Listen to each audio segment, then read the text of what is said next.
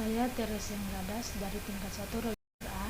Di sini saya akan menjelaskan tentang definisi pendarahan. Yang pertama, definisi pendarahan. Pendarahan adalah kondisi di mana seseorang kehilangan darah. Darah dapat ditemukan pada organ tubuh dan pembuluh darah. Penyebaran pendarahan.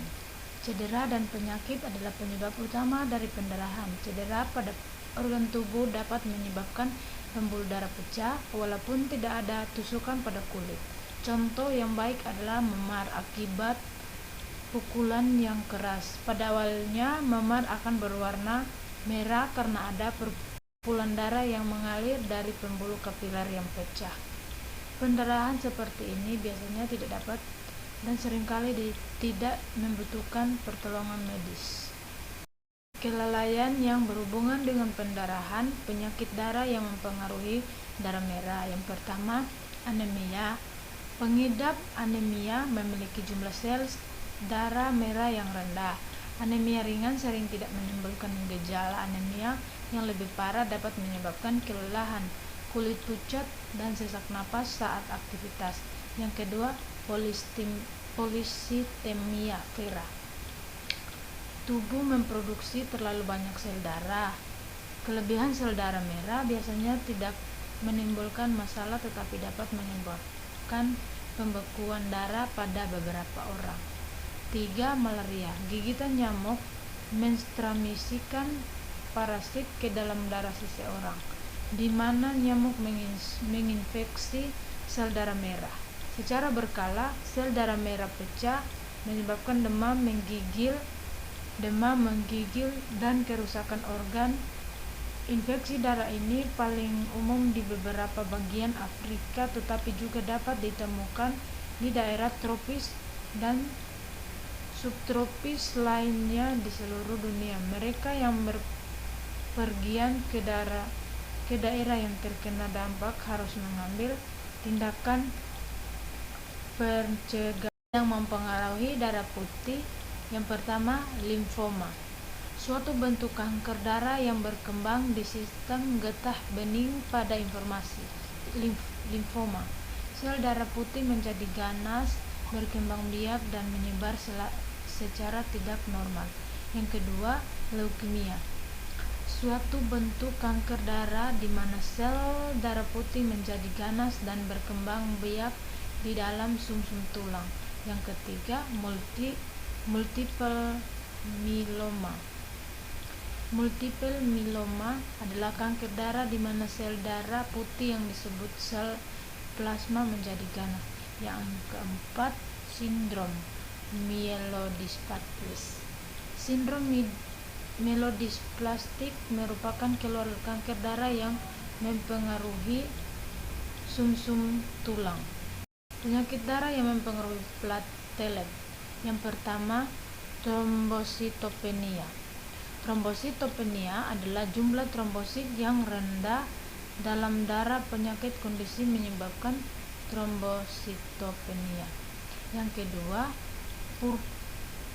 purpura. Idiopathic thrombocytopenic merupakan suatu kondisi yang menyebabkan jumlah trombosit yang terus-menerus rendah dalam darah karena penyebab yang tidak diketahui. Yang ketiga, heparin. Trombositopenia adalah jumlah trombosit yang rendah disebabkan oleh reaksi terhadap heparin, pengencer darah yang diberikan pada banyak orang yang dirawat di rumah sakit untuk mencegah pembekuan darah. Yang keempat, trombotikopenia. Purpura adalah kelainan darah langka yang menyebabkan gumpalan darah kecil terbentuk di pembuluh darah di seluruh tubuh. Yang kelima, trombositopenia esensial. Tubuh produksi terlalu banyak trombosit karena penyebab yang tidak diketahui. Etiologi pendarahan. Etiologi PPH. Penyebab primer pendarahan postmortem PPH beberapa tahun terakhir banyak disingkat dengan 4T, yaitu tone atau tonus, atonia uteri, trauma, perlukaan jalan lahir, inversi uteri, tisu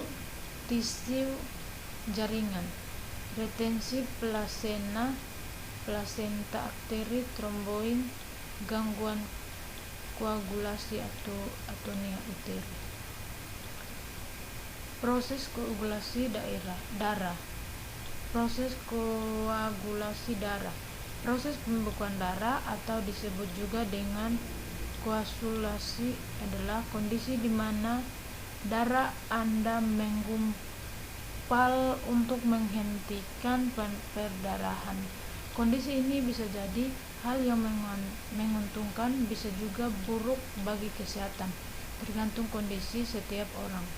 Pasalnya, mekanisme pembekuan darah memang diperlukan dalam situasi tertentu. Komponen atau unsur-unsur dalam darah yang membantu hemostasis atau pembekuan darah. Yang pertama, trombosit. Trombosit atau yang dikenal juga dengan keping darah adalah sel berbentuk kepingan yang terkandung di dalam darah. Yang kedua, faktor koagulasi atau pembekuan darah. Faktor koagulasi atau memiliki sebutan lain faktor pembekuan darah adalah jenis protein yang diproduksi oleh hati untuk membekukan darah. Yang kedelapan, proses pembekuan darah terjadi dalam rangkaian interaksi kimiawi.